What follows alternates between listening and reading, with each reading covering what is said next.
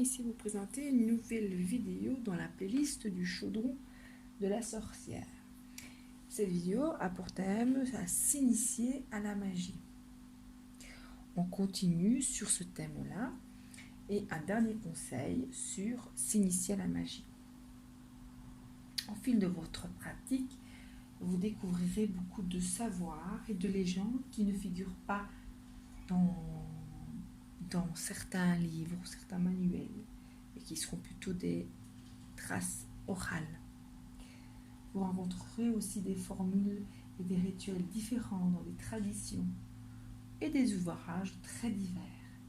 On dit souvent que si l'on pose une question à 12 sorcières, on obtient 13 réponses, ce qui signifie qu'en matière de sorcellerie, il n'existe pas qu'une seule façon de faire les choses.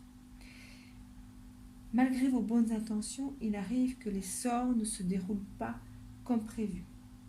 Prenez garde à ne pas ouvrir trop grandes les portes du monde magique lorsque vous jetez un sort. Soyez raisonnable, Rome ne s'est pas fait en un jour. Il se peut aussi qu'un sort ne fonctionne pas du tout. Dans ce cas, il est probable que les dieux, l'univers, vont estimer que ce n'était pas la solution qui convenait. Considérez cela comme une leçon à retenir et reprenez sans angoisse le cours de votre vie et de votre pratique magique au quotidien. Tant que vous n'avez pas de volonté de nuire, aucun sort ne peut se tourner à la catastrophe. Si vous suivez votre cœur, votre intuition et votre bon sens, votre voyage magique sera paisible et gratifiant. Mais veillez à ne jamais vous départir de votre bon sens, de l'humour. Là-bas, là-haut, l'univers n'en manque pas. Et surtout, gardez bien à l'esprit que seule l'intention compte. Alors, ici, nous allons utiliser l'oracle Histoire de sorcière pour répondre à cette question.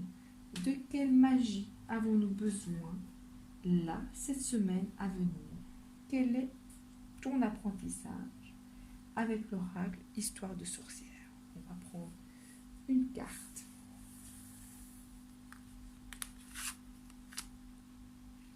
Semer les graines. Semer les graines, c'est la magie de la terre. La plupart des sorcières utilisent beaucoup de plantes dans leur magie.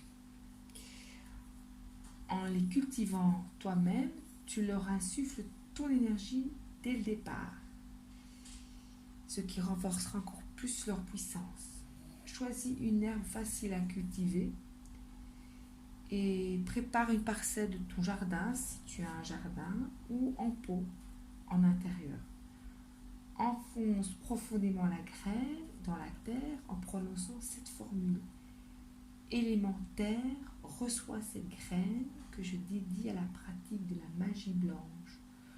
Nourris-les et renforce-les, bénis-les de ton pouvoir. N'oublie pas de t'en occuper régulièrement et remercie la plante le jour où tu en coupes une tige pour une opération magique. Je pense pour débuter à la sauge que tu peux trouver facilement déjà en pot, que tu peux rempoter avec la formule magique, en prendre soin et tu pourras l'utiliser pour nettoyer la maison, tes énergies, tes outils de sorcellerie.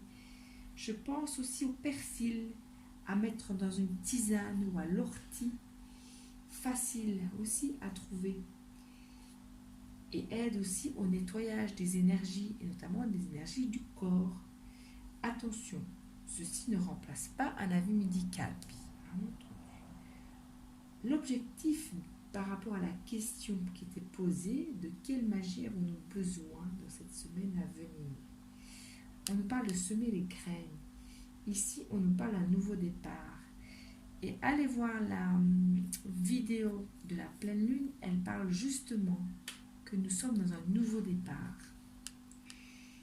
Un nouveau départ approche, une fin de cycle pour un nouveau. C'est aussi une idée, un ressenti qui est là, à l'intérieur de toi, que tu connais déjà et qui est sur le point d'émerger. Prépare-toi en pleine conscience. Accepte ce pressenti qui est là et fais taire ton ego et le mental, car ils n'ont pas leur place ici quand on pratique de la magie. Je vous conseille d'aller voir la vidéo sur la pleine lune du 8 décembre. Elle parle justement de nouveau départ. Et aussi de regarder la vidéo de cette semaine, justement, où on parle de choix, de se prioriser. Prioriser, c'est aussi faire les choix de semer les bonnes graines. Voilà, bonne pratique et à très bientôt pour une nouvelle vidéo.